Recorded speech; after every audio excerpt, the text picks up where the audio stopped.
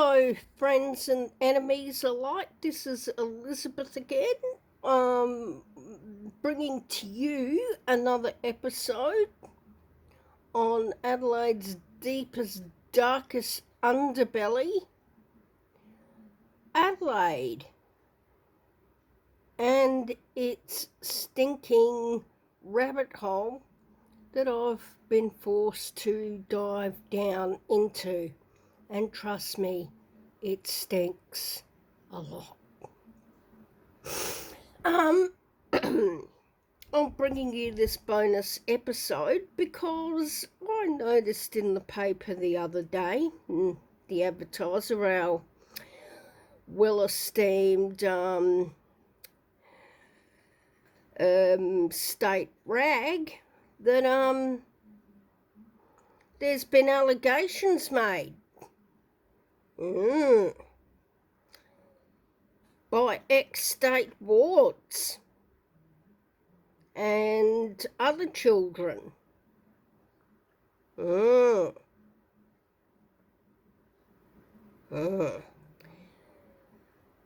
you ask? At Magill Training Center. Yep. Now, to me, this is absolutely no news at all. I knew the whole time it was going on. It was also going on at SARAC. There were pedophiles there as well. The girls were getting abused as much as the boys.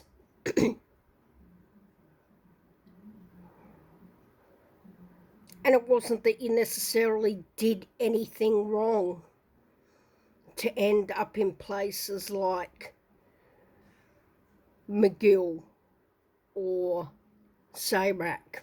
Now, one thing you have to understand is Magill and SARAC were separate centres.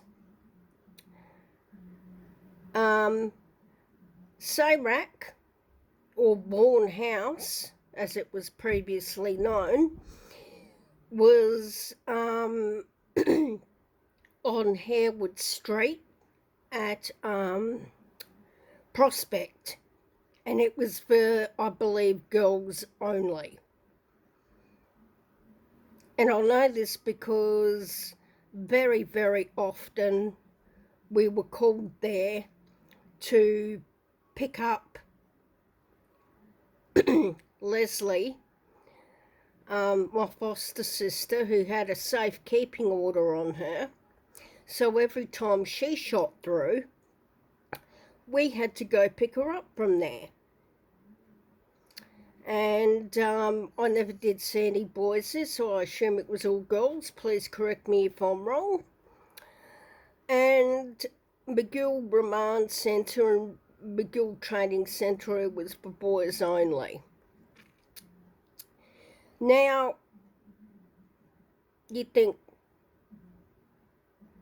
training centre. Okay, you would think, just by the name, that it would mean that children or teenagers were being cared for there, being shown a trade, hence the name training centre, or some profession of their choice, and being prepared for when they were 18 and no longer under guardianship of the minister. Wrong. Wrong, wrong, wrong. There were various ways you could get put into SARAC and Magill. One way was you could actually commit a crime. That would end you up there. Another way was being caught somewhere you weren't supposed to be. That was another way you could get put there.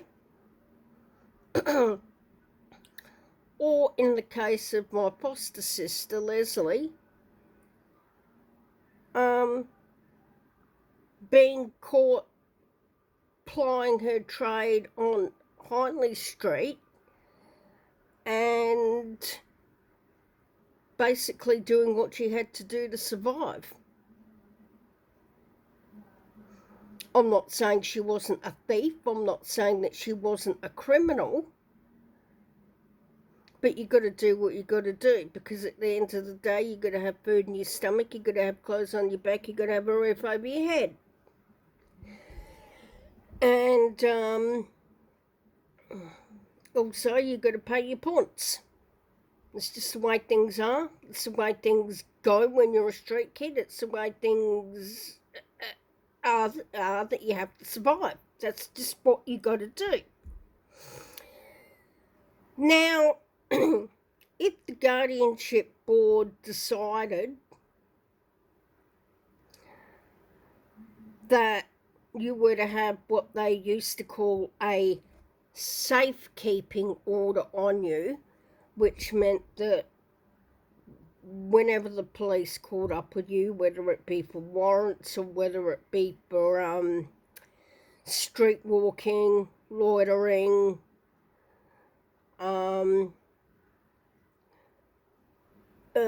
breaking your curfew, they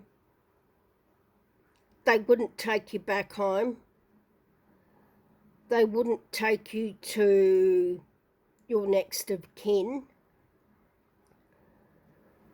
They would basically take you to Sayrac or Magill.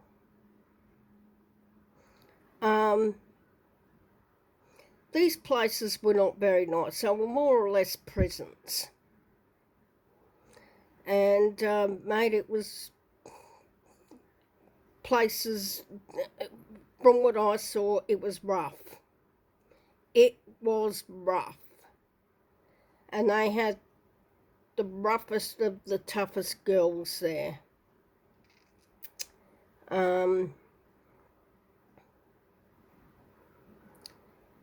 And it was said in the Mulligan report that my foster sister Leslie was systematically molested at Sayrac.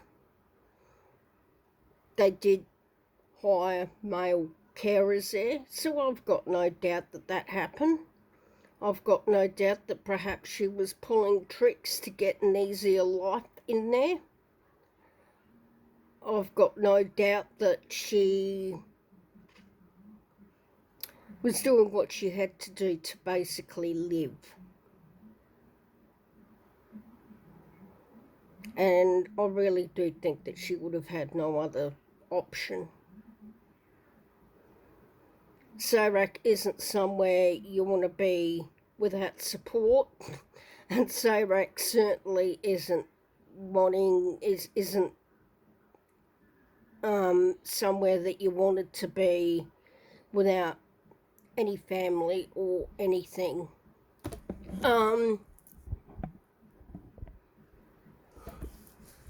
Basically, they would let you go.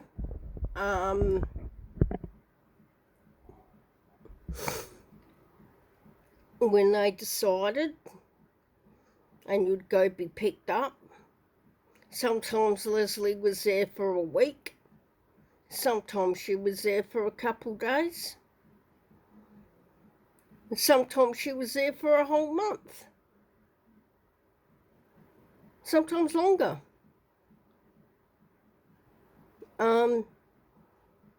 And like I said, you didn't have to do anything at all bad, really, to end up there. Leslie, right in front of me, got taken to Sayrac, even though there was an 18-year-old, her sister's boyfriend, who was willing to take responsibility for her and be arrested instead. And they still took her anyway. Her crime, you're asking? Well, our crime, the four of us, we were sitting on the front fence out one night talking. The carers called the cops. They came and took Leslie. I went inside. Her sister Priscilla got trespassed from the property, and so did Priscilla's boyfriend.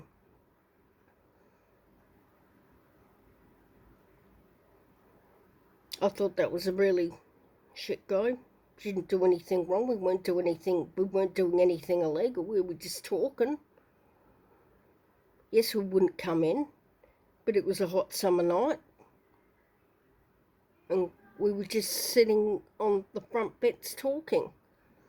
We were in full sight of the adults. We were in full hearing of the adults. There was no drugs or alcohol or anything involved. We were just sitting on the fence chatting. That's all. Now, my question is, if a child can get locked up for something that puny and minor, what the fuck were these other kids locked up for? Now, of my understanding, these safekeeping orders stood even if you were kicked out of your foster home and put out on the street. The cops could still come and pick you up and take you to Sayrac or Magill.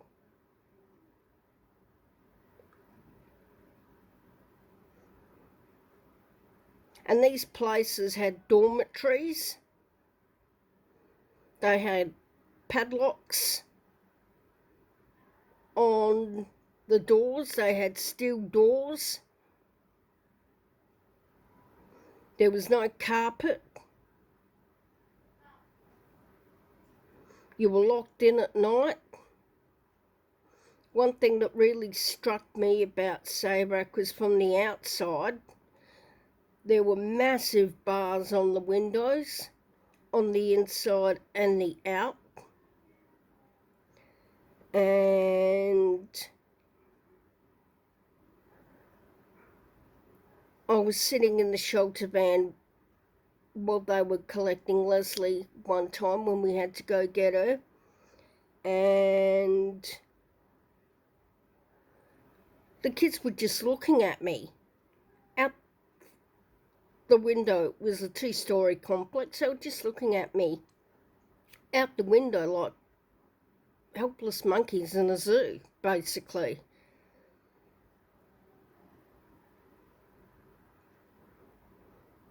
And that to me is wrong and unfair. A lot of these kids weren't criminals and they didn't do anything wrong except try and survive. I would say the boys got it worse because they were boys. And when they say there was an organised pedophile gang at Magill, I'd believe it.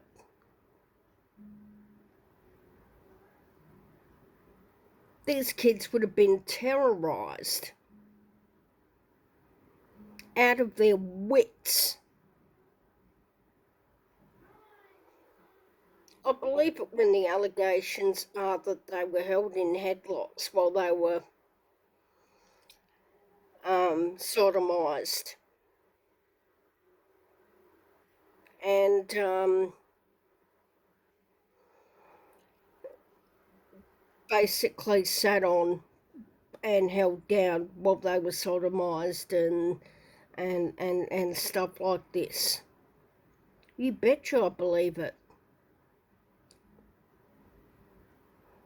And you betcha I believe there would have been some boys that were giving their butts up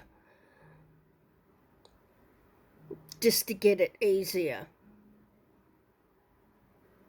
And these allegations that I already knew about, that are only coming to light now, that these allegations have gone to a solicitor, I've known about for years. I was around in the 80s and I knew about it. And this facility only closed in 2012.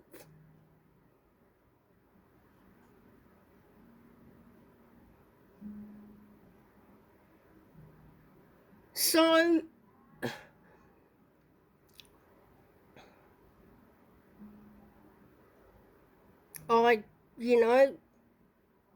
and my next question is, okay, we know that there was a pedophile gang working in Magill. No secrets there. We know that there were pedophiles working in Sarac/Vaughan House. No secrets there. Okay, the victims want compo and they full well deserve it. Good on them. Power to them. I hope they get every cent they're worth. But that's not justice, is it? Justice is these pedophiles being put in front of a judge in the court of law and tried for their crimes and what they did to these boys and what they did to these girls.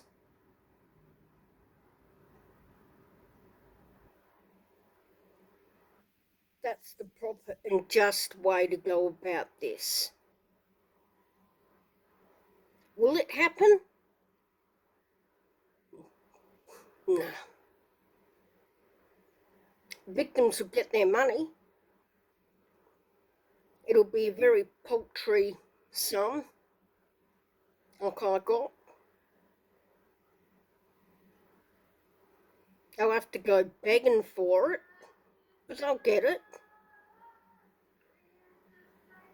But their perpetrators are still out there living their best life.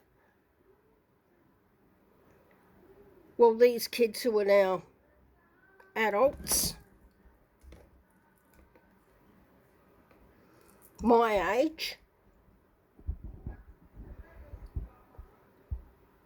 who knows if they've got health problems like I do because of the abuse that I suffered. They can, these pedos get a free ride because this is SA Great, the pedo state. It's not fair, but it's true.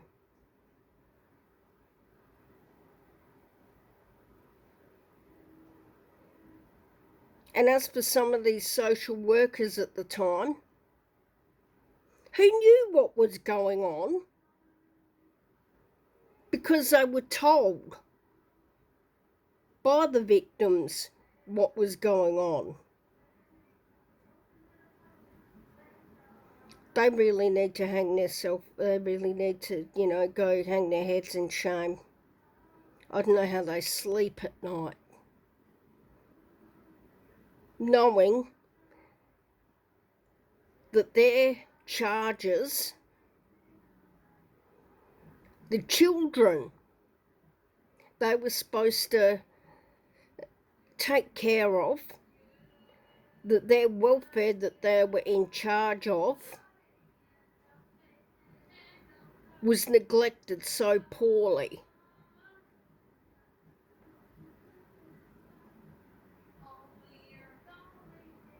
And believe you me, I'm sure some of these kids went and told their social workers because that would be your first port of call.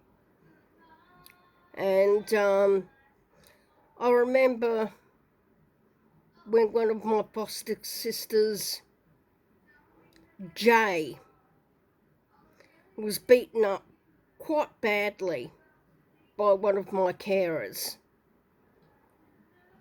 She rang crisis care in front of the carer, who told her, ring crisis care if you want, see if they believe you.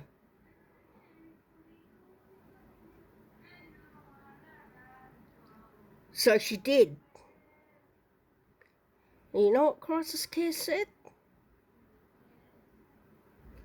Well, Jay, the onus is on you to prove that you were beaten up and abused like you allegate. Excuse me? It's up to the victim to prove that they were assaulted or molested, so crisis care can get off their ass and find another placement away from this for this child, so this child can go to safety.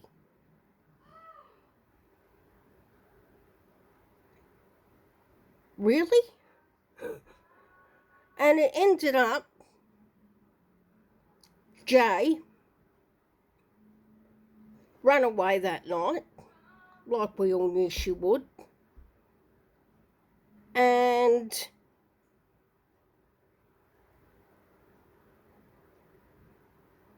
she was picked up by the cops. Her stuff was packed by her care workers, and I didn't see her again.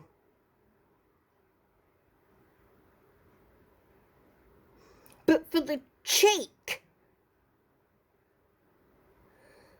of crisis care to say, well, yes, you know, we may be able to find you somewhere else because you've been beaten up, but really you have to prove that you've been assaulted. How are you going to prove that? People don't assault people in front of witnesses.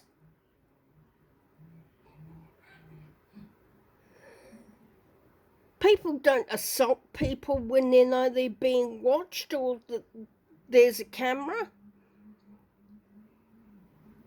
I knew that she'd been beaten up.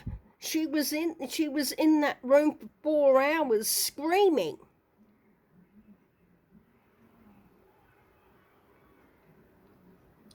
But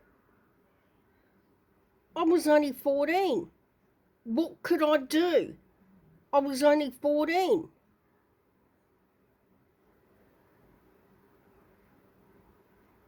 A car should have been sent around and she should have been removed that minute, that hour.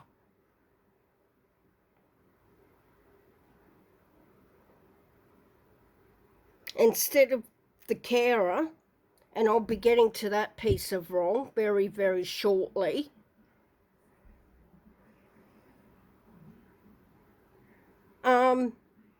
basically posturing up to her going, I can do whatever I want, and unfortunately because you're a minor you can't stop me. No. Very, very wrong. And I just hope these victims get their justice. I hope that they get their due compensation.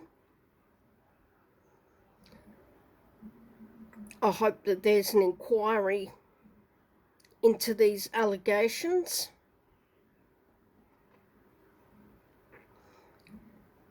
And I hope, beyond hope, but I doubt very, very much, that these pedophiles are charged with the appropriate offences, put on trial,